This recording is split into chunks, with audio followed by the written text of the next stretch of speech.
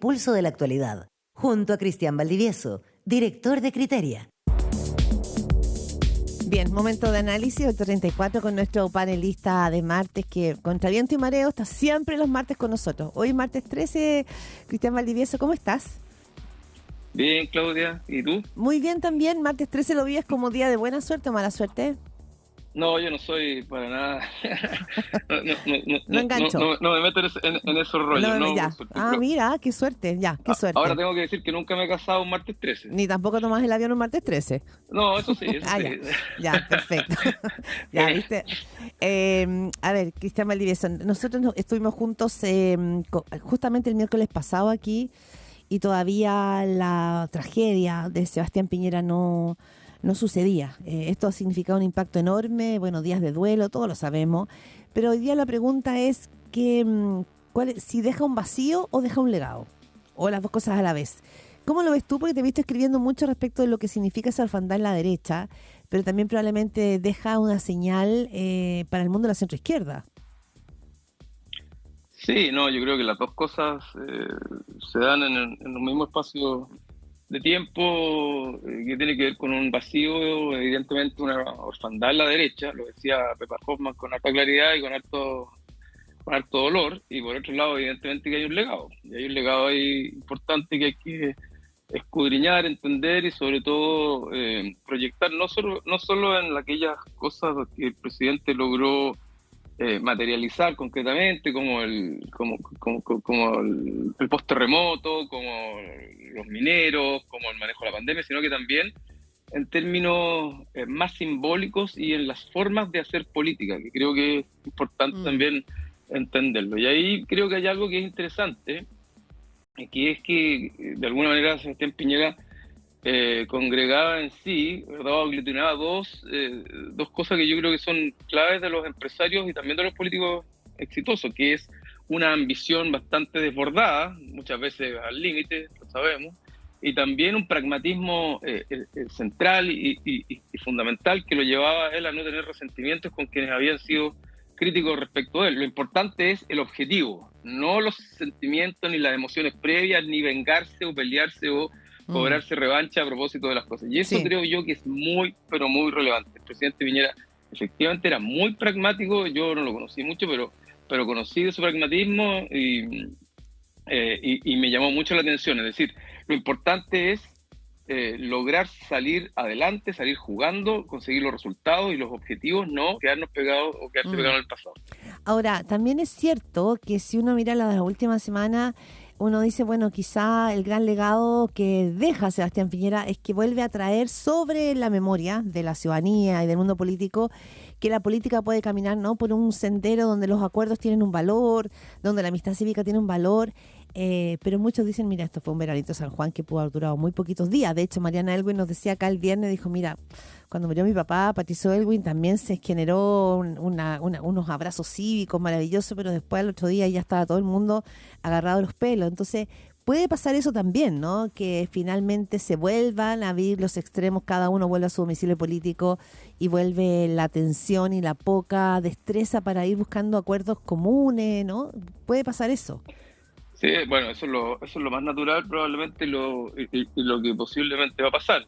Otra cosa es cómo la ciudadanía o la sociedad en su conjunto se acercó, se aproximó a la muerte del presidente desde una mirada mucho más del encuentro, ¿verdad?, del silencio, de la no confrontación y de sacar de ahí lo bueno que había habido más que quedarse pegado en aquellas cosas negativas o críticas del gobierno. Otra cosa es cómo la política va a reaccionar frente a esto. Ahí es importante creo yo, en este caso es ver bien cuáles son las señales que va a dar el presidente Boric. En este caso, bueno, vivimos un país absolutamente presidencialista y por lo tanto lo que haga o diga o deje de hacer o de decir el presidente es relevante respecto a lo que viene. Yo creo que otro de los legados importantes que a lo mejor no fue buscado necesariamente, pero los hechos es importante resaltarlo el presidente Piñera, y es que él no buscó permanentemente gobernar para su base electoral específica.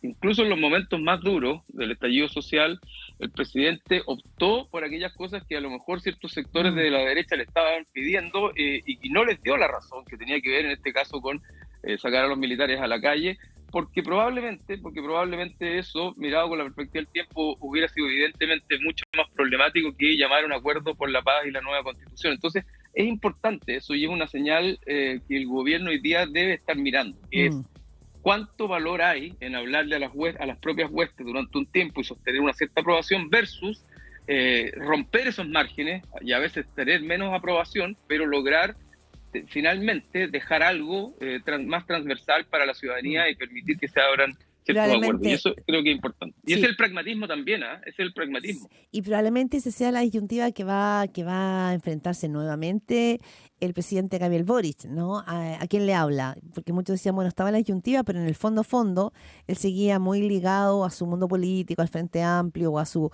coalición originaria, Pro Dignidad. Y quizás ahora se abre eso. No sé si la figura de Gabriel Boric, a tu juicio, queda como posicionada en otro lugar después de los funerales de Sebastián Piñera, o no necesariamente. No, el presidente Boric dio un paso, digamos, en términos geométricos hacia el centro ya una mirada más bien transversal que un paso a la polarización durante los funerales del presidente de Piñera. Eso es evidente que así fue. Ahora, el gran punto es que el paso que da es, digamos, explícito y además es muy fuerte en términos simbólicos para su sector. La pregunta es si va a poder o va a querer sostener ese paso o va a retroceder. Y el punto es que como avanzó bastante, cualquier retroceso también va a encontrarse con la crítica de quienes dicen o van a decir una vez más que esto fue una medida, una mascarada, fue una medida, una performance específica para un determinado momento, pero no un cambio genuino en el presidente. Yo creo que lo que dijo el presidente lo dijo genuinamente y convencido de que lo que decía le hacía sentido. Otra cosa es si más allá del momento específico, del momento de la escena puntual, es capaz de empujar a su propia coalición en la dirección de lo que él planteó pareciera el día del funeral. Y ahí es donde está la complejidad. Sí, pareciera que no tanto. Bueno, estuvimos la mañana acá con Paulina Bodanovich, senadora y presidenta del Partido Socialista, que partió muy suave, pero finalmente terminó descorriendo el velo de lo que sabemos que pasa, ¿no? Una incomodidad fuerte en el Partido Socialista, que entró a última hora, pero que siente que desde el Partido Comunista hay sectores que no están dejando que el presidente se mueva, ¿no? Le dejan poco juego de pie y lo critican duramente cada tanto. Entonces, ella hizo el listado de las cosas que el Partido Comunista, digamos, ha obstruido en los últimos meses, y fue muy dura. Entonces, probablemente la tensión se empieza a expandir en el mundo del oficialismo. No sé cómo lo ves tú. Bueno, sí, evidente. Esto es una tensión que viene ya desde hace un buen rato, que partió con el gobierno, donde la Prodignidad tuvo más fuerza, que cambió después del plebiscito del 4 de septiembre del 2022 con el triunfo por el 62% del rechazo, donde el presidente se vio obligado, compelido a llamar a las fuerzas del socialismo democrático, y donde el socialismo democrático el que tiene mayor peso del Partido Socialista. Eso desbalanceó o digamos que le dio más poder al socialismo democrático, pero después vino la elección de los consejeros constitucionales el 7 de mayo, donde al socialismo democrático le fue bastante mal y en cambio a Pro Dignidad le volvió a ir mejor en términos electorales. Eso vuelve a contrapesar las fuerzas y después vimos un cambio de gabinete donde entra el ministro Cataldo y el Partido Comunista gana un ministro en ese cambio de gabinete y gana poder. Y lo que hemos visto es una tensión durante el año anterior y que se sigue replicando este año entre esas dos, digamos, valencias, una hacia un lado y la otra hacia el otro, que se expresan bien en el Partido Comunista y el Partido Socialista. Y ojo que eso también se vio, ese tironeo, si se quiere, se vio también para la conmemoración de los 50 años del golpe y ha seguido dando vueltas. Y por eso, de nuevo, ¿quién es el que tiene que zanjar esto y el que tiene que intentar ir más allá de estos tironeos y no empatar? Porque el empate no es movimiento, el empate es quedar detenido, es el presidente de la República. Y ahí es donde las señales que él da, que son genuinas, hay que ver si se logran materializar en conductas y en acciones concretas en el tiempo. Ahora, esta tensión que hoy día parece, yo escuché bastante la entrevista de la senadora Bodanovich, que parece bastante, digamos, veraniega o de vacaciones, es una tensión muy importante, porque es muy complejo gobernar con una coalición donde tienes ese nivel de discusión, de tensión y de animadversión.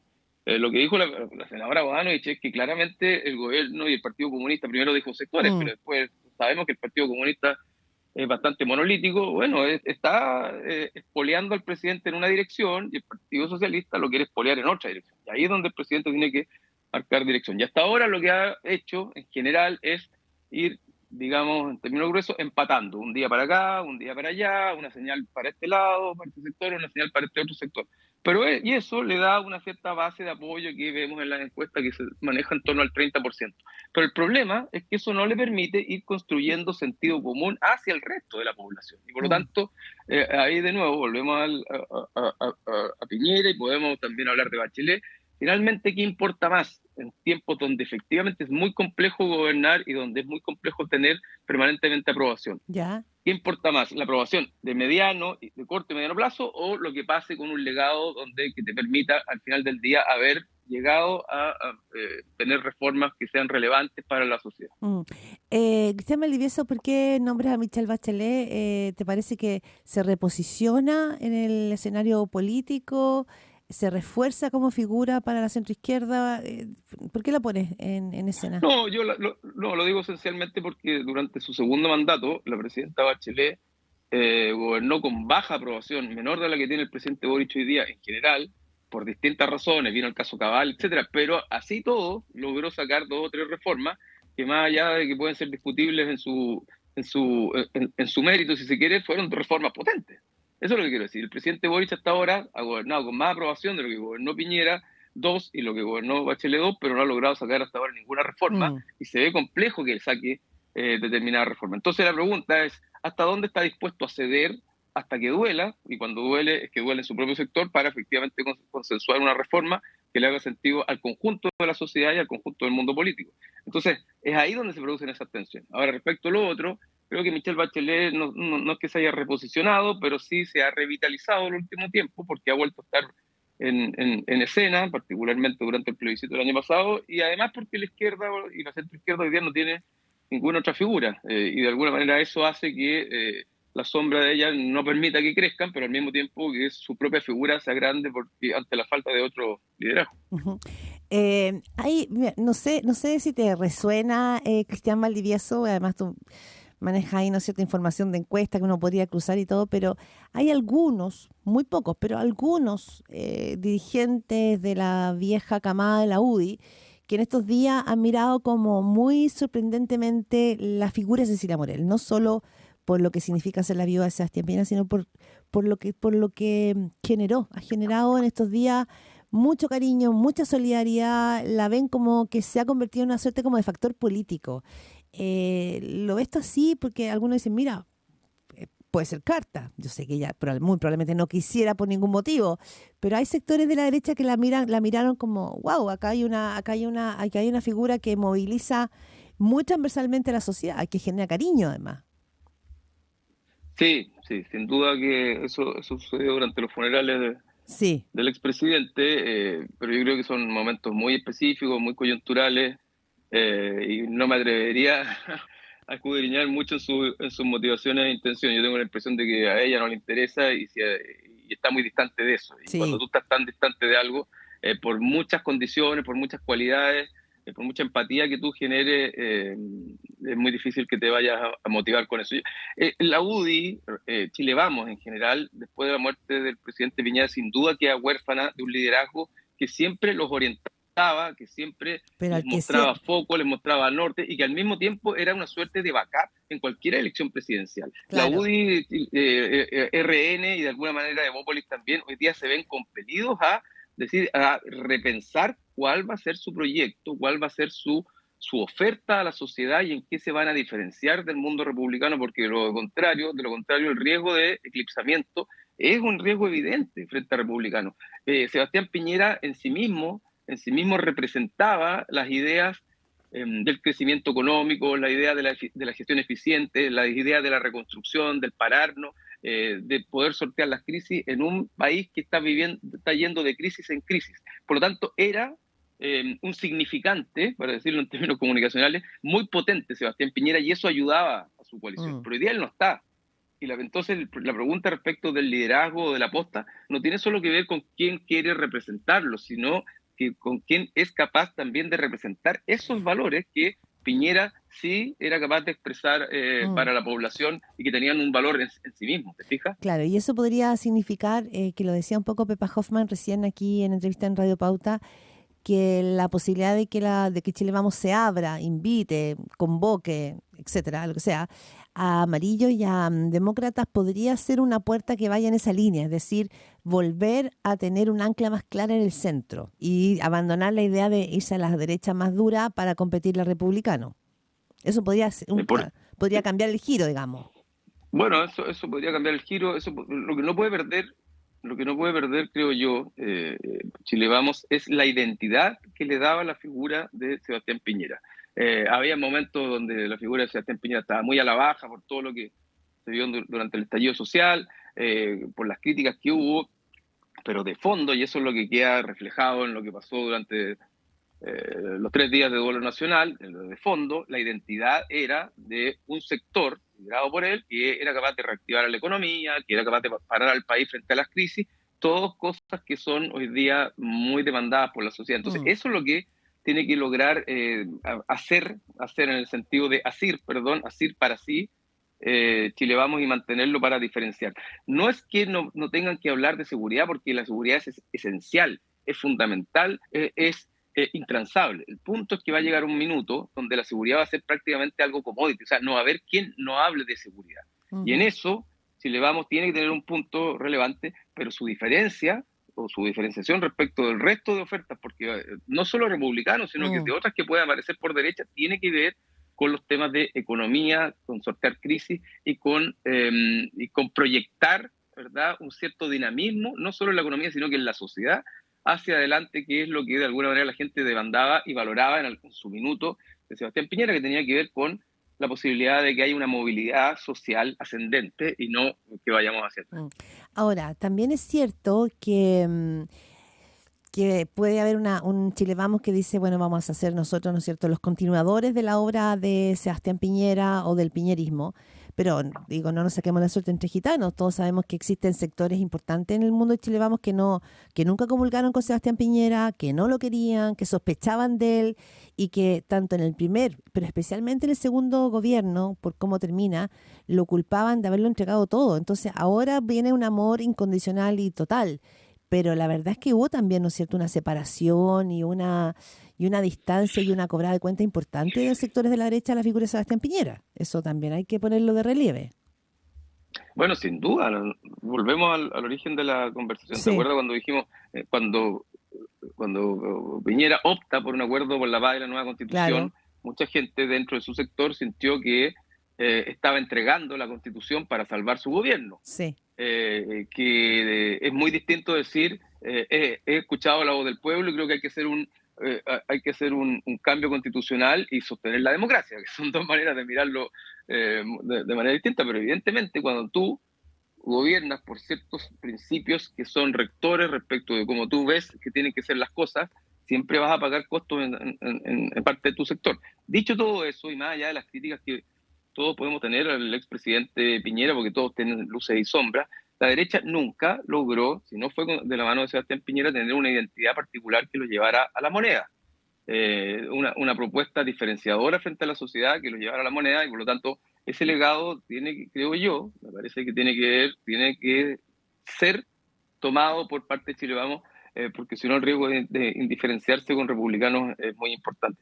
Y ese legado tiene muchas cosas, no solamente economía, no solamente crisis, no solamente gestión, eficiencia, soñar cosas imposibles y lograrlas, ni que decir lo de los mineros, sino también tiene que ver con capacidad de llegar a acuerdos y poner la agenda de la sociedad muchas veces por delante de la agenda de los intereses puntuales o de corto plazo.